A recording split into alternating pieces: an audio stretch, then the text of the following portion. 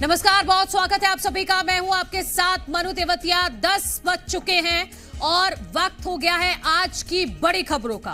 बंगाल कमजोर पड़ा है रेमल तूफान। पश्चिम बंगाल में रेमल तूफान से तबाही। कोलकाता में कई जगह पेड़ गिर गए हैं। अलीपुर में तेज बारिश और जलभराव की तस्वीरें सामने आ रही हैं। एनडीआरएफ की 14 टीमों को तैनात किया गया है। कोलकाता एयरपोर्ट को खोला गया है, ये अपडेट आ रहा है। 9 बजे तक कोलकाता एयरपोर्ट को बंद किया गया था, लेकिन अब खोल दिया गया है। तो रेमल तूफान पश्चिम बंगाल में तट से टकराने के बाद अब कमजोर पड़ता दिखाई दे रहा है, लेकिन इससे पहले जगह जगह कोलकाता में कई जगह पेड़ गिर गए हैं। अलीपुर में तेज बारिश की वजह से जलभराव की स्थिति है।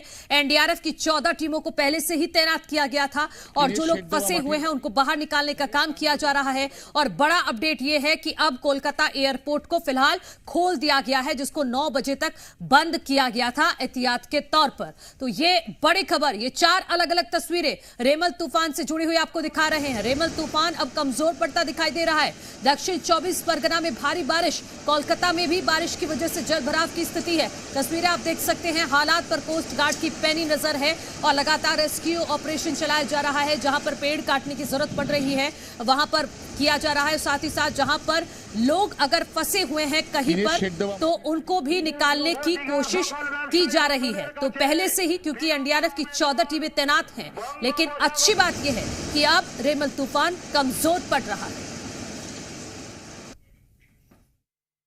चक्रवर्ती तूफान रिमाल का लैंडफॉल के बाद दक्षिणी 24 परगना सुंदरबन झरखाली इलाके में इस तरह से तबाही मचा हुआ है।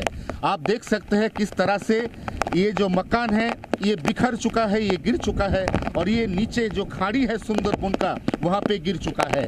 प्रशासन के पास इस वक्त सबसे बड़ा चैलेंज ये है कि झरखाली इलाके में काफ़ी सारा ऐसा जगह है जहाँ पे बिजली नहीं है। यहाँ पे ट्रांसफार्मर का तार टूट चुका है और बिजली गुल है। उसके साथ साथ झरखाली इलाके में मोबाइल का टावर भी ठीक से काम नहीं कर रहा है। तो जो दुर्गत इंसान है वो प्रशासन के साथ अपना संपर्क साधन नहीं कर पा रहे हैं। इसी के चलते अभी तक चक्रवर्ती तूफान का छोड़ा हुआ जो बिजली है वो गिर रहा है। इस तरह से भारी भरकम बारिश के साथ तेज हवा अभी तक चल रहा है। कब तक इसमें सुधार आएगा, कब प्रशासन जाके ये जो इंसान है उसको ठीक तरह से रेस्क्यू शेल्टर में लाएंगे, ये सवालिया निशान है। कैमरामैन तरुण के साथ अयान, जी मीडिया, झरखाली, सुंदरबन, दक्षिणी 24 परगना। और इस वक्त हमारे सहयोगी साउथ 24 परगना से अयान घोषाल जुड़ गए हैं। अयान, फिलहाल क्या स्थिति है? एयरपोर्ट को तो खोल दिया गया है, जो तस्वीरें बता रही हैं कि अब कमजोर पड़ता दिखाई दे रहा है रेमल तूफान। जी, कमजोर पड़ने के बावजूद भी रेमाल तूफान अभी भी बहुत असरदार है। हम खड़े हैं सुंदरबन की खाड़ी इलाके में, जो कि बिल्कुल बंगाल की खाड़ी के बगल में है। आप देख सकते हैं कि जो नीचे हिस्सा है गांव के, किस तरह से वहाँ पे पानी भर चुका है और अभी भी बहुत तेज हवा चल रही है।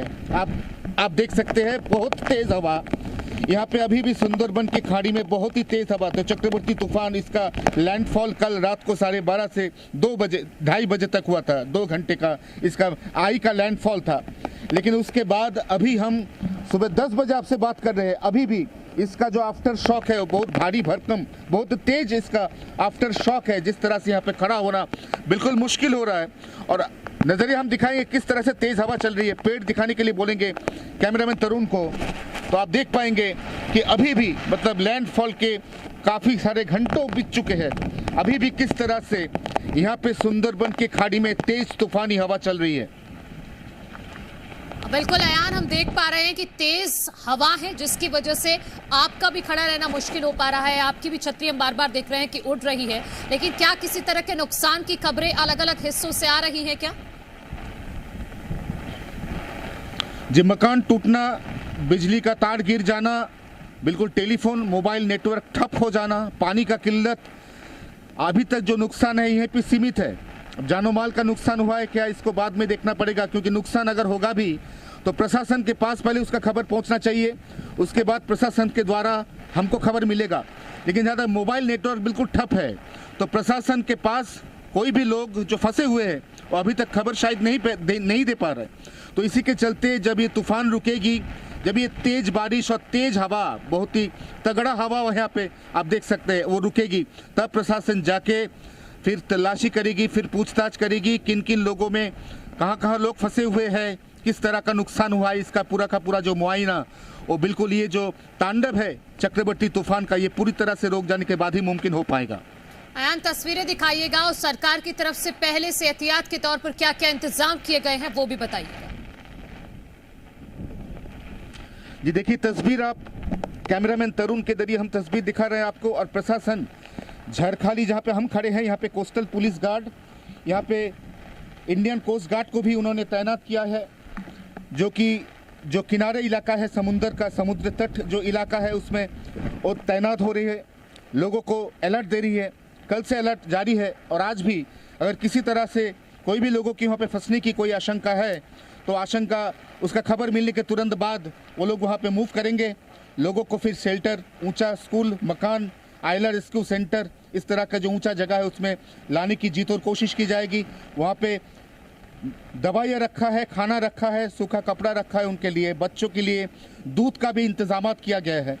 लेकिन सबसे अहम सवाल ये है कि कोई लोग अगर फंसे हुए हैं तो उसका जानकारी कैसे मिलेगी प्रशासन को, क्योंकि प्रशासन वो भी निर्भर करता है मोबाइल नेटवर्क के ऊपर, टावर बिल्कुल ठप है।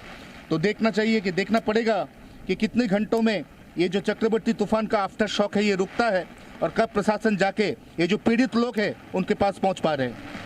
अयान, जैसा आप बता रहे हैं कि मोबाइल टावर कई जगहों पर ठप पड़ा है, तो ऐसे में क्या प्रशासन की तरफ से खुद ही संज्ञान लेकर अलग अलग जगहों पर सर्च ऑपरेशन चलाया जा रहा है कि कहीं कोई लोग फंसे हुए तो नहीं है? जी बिल्कुल, प्रशासन कल से यही काम कर रहा है। पहली बात तो कल चक्रवर्ती तूफान का जो लैंडफॉल था, और लैंडफॉल से पहले प्रशासन यहाँ पे काफ़ी सारा ऐसा नीची जगह है जहाँ की एक ही नीची गाँव हमारे बिल्कुल सामने आप देख पाएंगे, बिल्कुल पानी से भरा पड़ा है। ये गाँव है जी, ये खाड़ी नहीं है, ये गांव है, इसका नीचा हिस्सा है गांव का, किस तरह से यहाँ पे पानी भर चुका है। तो इसी तरह से जो नीची हिस्सा है वहाँ से लोगों को उठा के ऊंचा हिस्सा में स्कूल, मकान, आइलर रेस्क्यू सेंटर जैसा ऊंचा जो मकान है, पुख्ता मकान है, तो कच्चा घर गिर सकता है, तो पुख्ता मकान जो है वहाँ पे रखने की प्रशासन की जो मुहिम है वो मुहिम कल से छिड़ चुकी है। और उसके बाद आज सुबह किस तरह की तबाही मचा हुआ है, कहाँ पे लोग फंसे हुए हैं, लोगों की किस तरह की दिक्कत है, उसका पूरा का पूरा जानकारी मिलने के बाद ही प्रशासन उस जगह पे जाएंगे, उस जगह के लोगों को वहाँ से रेस्क्यू करेंगे, वहाँ पे ऊंची जगह में उनको रखेंगे, उसको खाना, उसको कपड़ा और उसको दवाइयाँ दिया जाएगा। लेकिन इस तरह की अगर माहौल रहा, इस तरह की अगर क्लाइमेट रहा तो प्रशासन शायद सभी जो पीड़ित जगह है वहाँ पे ना पहुँच पाए। सबसे अहम सवाल ये है कि इस तरह की जो अभी तक क्लाइमेट है, प्रशासन कितनी दूर, कितनी देर पहुंच पाएगी। ठीक है अयान घोषाल, बहुत शुक्रिया ये एक्सक्लूसिव तस्वीरें दिखाने के लिए और ग्राउंड जीरो से रिपोर्ट देने के लिए।